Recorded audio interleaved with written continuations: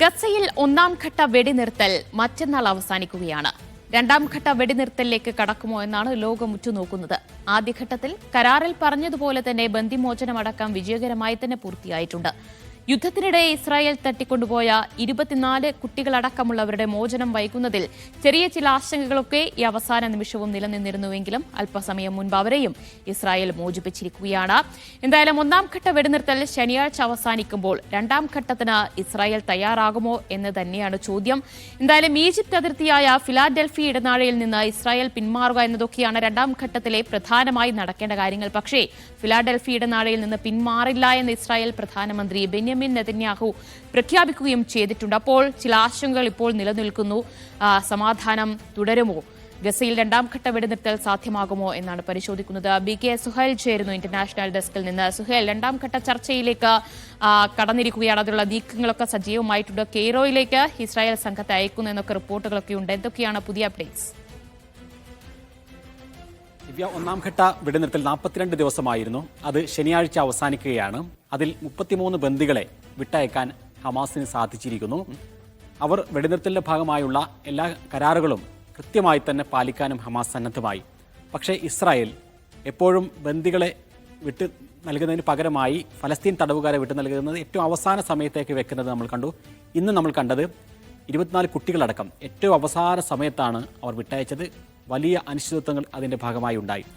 മറുഭാഗത്ത് ഗസയിലേക്ക് വരേണ്ട അവശ്യ സാധനങ്ങൾ, പ്രത്യേകിച്ച് മൊബൈൽ ഹോമുകൾ, ടെൻറ്റുകൾ അടക്കമുള്ള കാര്യങ്ങൾ, അതെല്ലാം തന്നെ ഇപ്പോഴും അത് ഉള്ളിലേക്ക് കയറ്റാൻ, ഗസയിലേക്ക് കടത്തിവിടാൻ ഇസ്രായേൽ സന്നദ്ധമായിട്ടില്ല.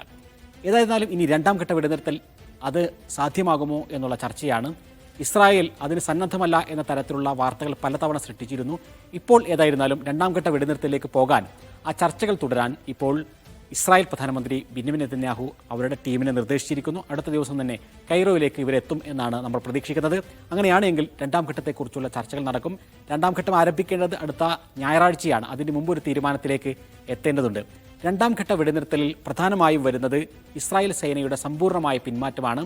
അത് ഫിലാഡൽഫി ഇടനാഴിയിൽ നിന്നടക്കമാണ്. ഫിലാഡൽഫി ഇടനാഴി എന്ന് പറയുന്നത് ഈ ഒരു വെടിനിർത്തൽ കരാറിൻ്റെ പ്രധാനപ്പെട്ട ഒരു ടാക്കിംഗ് പോയിന്റാണ്. ഒരു വിലപേശൽ കേന്ദ്രം കൂടിയാണ് ഫിലാഡൽഫി ഇടനാഴി എന്ന് പറയുന്നത്. കാരണം ഗസയുടെ എല്ലാ ഭാഗവും, മറ്റു 3 ഭാഗവും ഇസ്രായേലിന് നിയന്ത്രിക്കാൻ സാധിക്കുന്ന രൂപത്തിലാണ്. ഇസ്രായേലിന് നിയന്ത്രിക്കാൻ സാധിക്കാത്ത ഈജിപ്തുമായി അതിർത്തി പങ്കിടുന്ന പ്രദേശത്തെയാണ്, ആ അതിർത്തിയാണ് ഫിലാഡൽഫി ഇടനാഴി എന്ന് പറയുന്നത്. അവിടെ നിന്ന് കൂടി ഇസ്രായേൽ സേന ഈ രണ്ടാം ഘട്ടത്തിൽ പിന്മാറണം. അതായത് മൊത്തം 50ാമത്തെ ദിവസം പിന്മാറണം എന്നാണ് കരട് നിർദ്ദേശം പറയുന്നത്. 42ാമത്തെ ദിവസമാണ് ഒന്നാം ഘട്ടം അവസാനിക്കുന്നത്. അപ്പോൾ അതിനുശേഷം ഒരാഴ്ച പിന്നിടുമ്പോഴേക്കും ഫിലാഡൽഫി ഇടനാഴിയിൽ നിന്ന് കൂടി ഇസ്രായേൽ സേന പിന്മാറണം എന്നുള്ളതാണ് പറയുന്നത്.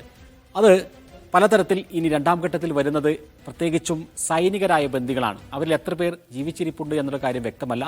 എങ്കിൽ പോലും 50ലധികം ബന്ദികൾ ഇനിയും ഹമാസിൻ്റെ കൈകളിലുണ്ട്. അതിൽ വലിയൊരു ഭാഗം, 30ലധികം പേർ കൊല്ലപ്പെട്ടിട്ടുണ്ട് എന്നാണ് നമ്മൾ മനസ്സിലാക്കുന്നത്. അങ്ങനെയാണെങ്കിൽ ആ സൈനികരെ വിട്ടു നൽകണമെങ്കിൽ വലിയ കരാർ തന്നെ ഹമാസ്, വലിയ നിബന്ധനകൾ തന്നെ ഹമാസ് മുന്നോട്ട് വെക്കും. അതിലേറ്റവും പ്രധാനം സമ്പൂർണ്ണമായ ഇസ്രായേലി സേനയുടെ പിന്മാറ്റം എന്നുള്ളത് തന്നെയായിരിക്കും. അതോടൊപ്പം തന്നെ ഇസ്രായേലി ജയിലുകളിലുള്ള വലിയൊരു ഭാഗം ഫലസ്തീനികളെയും ഇസ്രായേലിന് വിട്ടയക്കേണ്ടി വരും. ഈ ഒരു രണ്ടാം ഘട്ടത്തിലേക്ക് ഇസ്രായേൽ കടക്കുമോ, അതല്ല യുദ്ധത്തിലേക്ക് പോകുമോ എന്നുള്ളതാണ് ചോദ്യം. ട്രംപ് ഭരണകൂടവും അതേപോലെ തന്നെ അറബ് ഭരണകൂടവും അതിശക്തമായി ഇതിനെതിരെ, അതായത് ഈ ഒരു വെടിനിർത്തൽ കരാറിലേക്ക് പോകാതിരിക്കുന്ന ഇസ്രായേൽ നിലപാടിനെതിരെ സമ്മർദ്ദവുമായി രംഗത്ത് വന്നിരുന്നു. രണ്ടാം ഘട്ട വെടിനിർത്തലിലേക്ക് സ്റ്റീവ് വിറ്റ്കോഫ് അടക്കമുള്ള പശ്ചിമേഷ്യൻ പ്രതിനിധി, ട്രംപിൻ്റെ പശ്ചിമേഷ്യൻ പ്രതിനിധി അടക്കം ഇവിടെ എത്തുകയും നെതന്യാഹുവുമായി സംസാരിക്കുകയും ചെയ്തിട്ടുണ്ട്. അതിൻ്റെ അടിസ്ഥാനത്തിൽ തീർച്ചയായും രണ്ടാം ഘട്ട വെടിനിർത്തലിലേക്ക് പോകുമെന്ന് തന്നെയാണ് നമ്മൾ പ്രതീക്ഷിക്കേണ്ടത്. ഈ രണ്ടാം ഘട്ട വെടിനിർത്തലിൻ്റെ സമയത്താണ് ഗസയുടെ പുനർനിർമ്മാണത്തെക്കുറിച്ചുള്ള ചർച്ചകൾ ആരംഭിക്കുക. തീർച്ചയായും അത് ട്രംപ് ഏറ്റെടുക്കും എന്നതടക്കമുള്ള കാര്യങ്ങളുണ്ട്. ഇതേ സമയത്ത് തന്നെ ഗൾഫ് രാഷ്ട്രങ്ങൾ, അറബ് രാജ്യങ്ങൾ പ്രത്യേക യോഗം ചേർന്നുകൊണ്ട് യുദ്ധാനന്തര ഗസ എങ്ങനെയായിരിക്കണം എന്ന ചർച്ച നടക്കും.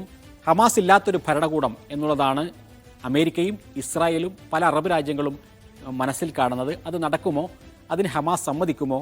അങ്ങനെയാണെങ്കിൽ എന്തായിരിക്കും അവിടെയുള്ള ഒരു ഭരണകൂടത്തിൻ്റെ അവസ്ഥ? ഹമാസിന് കൂടി പങ്കാളിത്തമുള്ള ഒരു പൊതു ഭരണകൂടം എന്നുള്ളതാണ് ഹമാസ് തന്നെ മുന്നോട്ട് വെച്ചിട്ടുള്ള ഒരു പ്രപ്പോസൽ. അതിലേക്ക് കാര്യങ്ങൾ വരുമോ? അതല്ല, നേരത്തെ പറഞ്ഞതുപോലെ തന്നെ ഗസയിലുള്ള മുഴുവൻ ആളുകളെയും ഈജിപ്തിലേക്കും ജോർദാനിലേക്കും ആട്ടിപ്പായിക്കുന്ന സാഹചര്യം ഉണ്ടാകുമോ? കഴിഞ്ഞ ദിവസം പോലും ഒരു AI വീഡിയോ ട്രംപ് പുറത്തുവിട്ടിരുന്നു. അവിടെ നിന്ന് ആളുകളെല്ലാം ആട്ടിപ്പായിച്ചുകൊണ്ട് ട്രംപിൻ്റെ അധീനതയിലുള്ള ഒരു നഗരമാക്കി ഗസയെ മാറ്റിയെടുക്കുക എന്നുള്ള ഒരു അത്യാഡംബര ടൂറിസ്റ്റ് കേന്ദ്രമാക്കി മാറ്റിയെടുക്കുക എന്നുള്ള ആശയം അതടക്കമുള്ള കാര്യങ്ങളിലേക്ക് ട്രംപ് പറയുമ്പോൾ അതിലേക്ക് പ്രായോഗികമായി കടക്കാൻ ട്രംപിന് സാധിക്കുമോ? അതല്ല വീണ്ടും യുദ്ധത്തിലേക്ക് തന്നെ പോകുമോ? എല്ലാ ബന്ദികളെയും രണ്ടാം ഘട്ടത്തിൽ വിട്ടുകിട്ടിയാൽ വീണ്ടും യുദ്ധത്തിലേക്ക് പോകണം എന്ന് പറയുന്നത് ഇസ്രായേലിനുള്ളിലെ തന്നെ വലിയൊരു വിഭാഗം തീവ്ര വലതുപക്ഷ കക്ഷികളാണ്.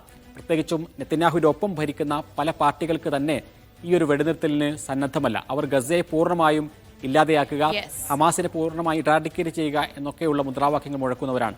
അപ്പോൾ ഏതായിരുന്നാലും അടുത്ത ഞായറാഴ്ചയോട് കൂടി രണ്ടാം ഘട്ടത്തെക്കുറിച്ചുള്ള ഒരു സൂചന. എന്തായാലും നമുക്ക് ഞായറാഴ്ച വരെ കാത്തിരിക്കാം. വീണ്ടും ആക്രമണം ആരംഭിക്കില്ല, രണ്ടാം ഘട്ട വെടിനിർത്തലും സാധ്യമാകും എന്ന് തന്നെ നമുക്ക് പ്രതീക്ഷിക്കാം. BK സുഹേലാണ് വിവരങ്ങൾ നൽകിയത്.